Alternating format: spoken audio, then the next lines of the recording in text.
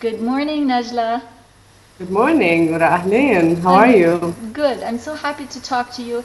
And Uh, uh, One thing I would start talking about is the past maybe 8 years or so, where we stopped having proper electricity at home, and uh, and that has become simply a very ordinary situation.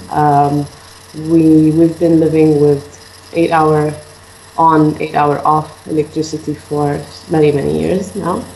And when things go to further, deterioration, it becomes less. So the baseline is 8 hour. It's not full 24-hour electricity now. So when things get worse, it's 6 hours. I mean, now, is we that, can I just understand?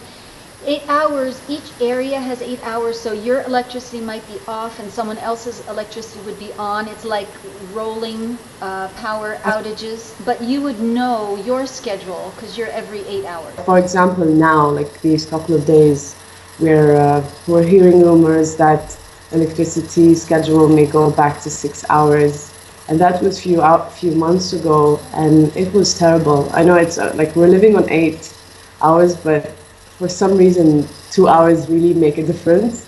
Like it was really challenging, the 6 hours for all people. For people, How does it affect your life? I mean, I was in Gaza last year and actually wrote a blog post about this dinner I had with a friend of mine, somebody that you know as well.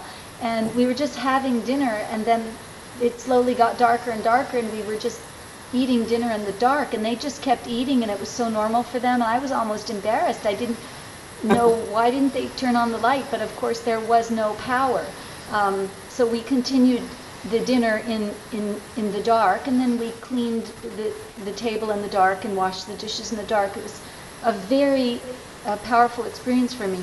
But for you living there exactly. on a daily basis, when you say it's hard to go to 6 hours, what? Tell me, what is that? What are we It's not understanding? that's a very good question because when you cope with difficulties, you become so um, simply living so ordinary, like everything is so normal. Like you would expect from somebody who has very little electricity, very little ability to travel, for example, name it, a list of things that we are challenged with. It becomes so normal. So in the same time, because you're acting normal or you're behaving normal, you do things as if you are in a normal setting. So your work is still ongoing, your social relations are still ongoing, your probably hobbies or interests, you want to maintain them. So while keeping everything going in your life, while really essential things are preventing you from doing it, it it becomes a bit inconvenient. So I wouldn't say that it's like the end of the world, but because you've absorbed so much that you've coped to a big extent, so a little more becomes exhausting. So really, that's it. I mean, you have so many examples of things that we have become accustomed to, but again, it's annoying when it's a bit too much beyond that, or a little bit beyond that. I mean, you're talking about preparing your meals every day, going to the market to buy your stuff. I live on the ninth floor, and Gaza has so many, like so many high-rise buildings.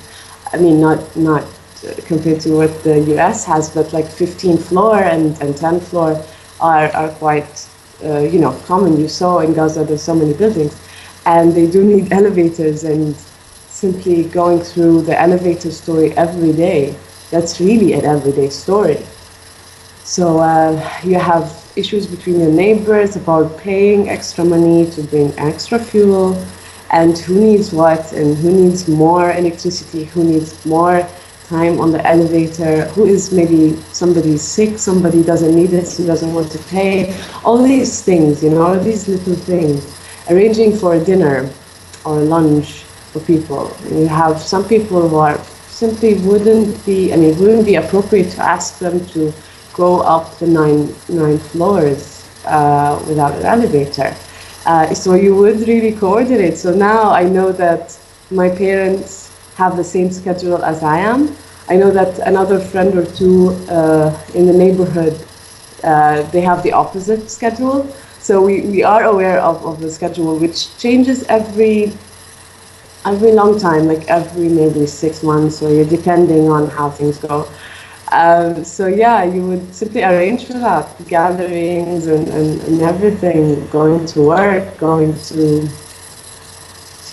anything, weddings, or you need really to coordinate that. I think So even interesting. parties are like parties. You know, people have parties here. You know, believe it or not, they do. So this is really also coordinated with. I mean, it depends on the electricity you have. Yeah, it's really a lot about that. That is crazy. Thank you so much for sharing that. That's really, really interesting and troubling, of course. Um, but I hope you'd be willing if I call you back another time and many more times just to hear more about different aspects of life in Gaza so that folks have something to picture and to imagine when they're reading the news. Thank you, Najla. See you later. Bye. Bye-bye. See you.